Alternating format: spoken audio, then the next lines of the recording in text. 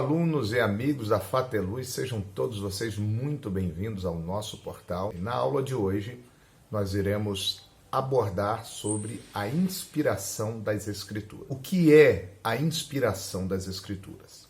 A inspiração das Escrituras é exatamente aquela operação divina onde Deus influenciou os escritores bíblicos, capacitando-os a receber a mensagem divina.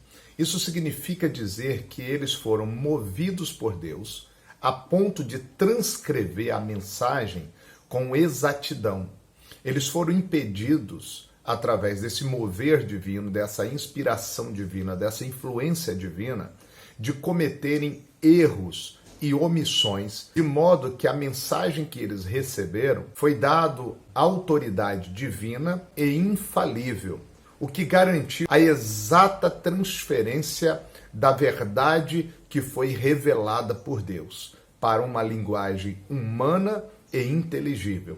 Isso é sustentado pela própria Escritura, quando você lê em 1 Coríntios 10, versículo 13, quando você lê a carta que Paulo escreveu a Timóteo, na segunda epístola, capítulo 3, versículo 16, bem como segunda carta do apóstolo Pedro, do capítulo 1, do versículo 20 ao versículo 21. A inspiração divina foi um ato de Deus. Sobre a autoria das Escrituras, como inspirada por Deus, capacitando homens, podemos afirmar que a Bíblia ela é de uma autoria dual. Por que autoria dual? Nós indicamos com esse termo dois fatos. Primeiro, por um lado, a autoria divina. Do lado divino, as Escrituras são a palavra de Deus, no sentido de que elas se originaram nele, nasceram nele e são a expressão da sua própria mente. Paulo, quando escreveu a Timóteo, ele faz uma referência a Deus no versículo 16 da segunda carta, no capítulo 3, dizendo que toda a Escritura é divinamente inspirada. No grego, essa expressão inspirada é theopneustos, que quer dizer foi soprada ou expirada por Deus. E a referência aqui é ao escrito. Quando nós falamos de autoria dual, nós vemos o lado autoria divina, mas não podemos ignorar a autoria humana. Deus não trabalha com robôs. Não quer dizer que Deus pegou o homem, foi ditando para ele e ele abriu mão da sua personalidade, da sua capacidade de raciocínio, de criação e de pensar. Não. Deus pegou certos homens que foram escolhidos por ele para esta responsabilidade de receber a sua palavra e passar esta palavra para a forma escrita.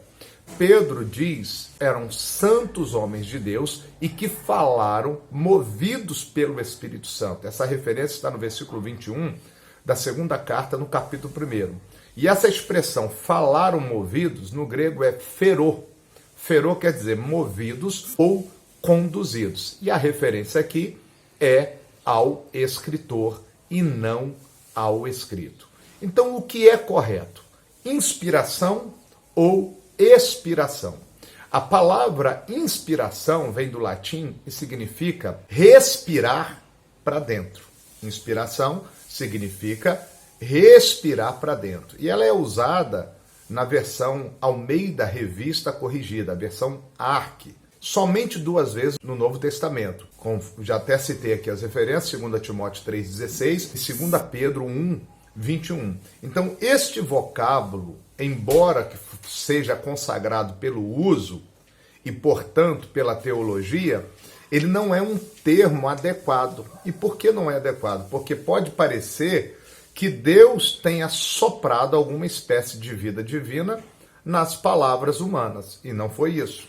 2 Timóteo 3,16, o vocábulo grego theopneustos significa soprado por Deus. Então podemos afirmar que toda a Escritura é soprada ou expirada por Deus e não inspirada como está na versão Almeida Revista Corrigida. As Escrituras, na verdade, são o próprio sopro de Deus e é o próprio Deus falando. 2 Samuel 23:2 sustenta isso. Em 2 Pedro 1:21, esse vocábulo se torna mais inadequado ainda, porque na tradução da Almeida Revista e Corrigida, vai transmitir a ideia de que os homens santos foram inspirados pelo Espírito Santo. O fato é que o homem não é inspirado, e o que é a palavra, mas a palavra de Deus que é inspirada. Compare, faça uma comparação de Jó 32:8 com Jó 33:4 e depois Ezequiel 36, versículo 27 e o Ezequiel 37, versículo 9. Tá ok? Só essa comparação. Não é a palavra, não foram homens inspirados, foi a palavra de Deus que foi inspirada. Deus abençoe a sua vida e até o nosso próximo encontro. Se essa aula foi interessante para você, se você compreendeu o assunto comunicado, dá um joinha no vídeo, compartilhe com o máximo de pessoas para promover a educação cristã. E se ainda não se inscreveu, se inscreva no canal da Fato e Luz. Deus abençoe a sua vida.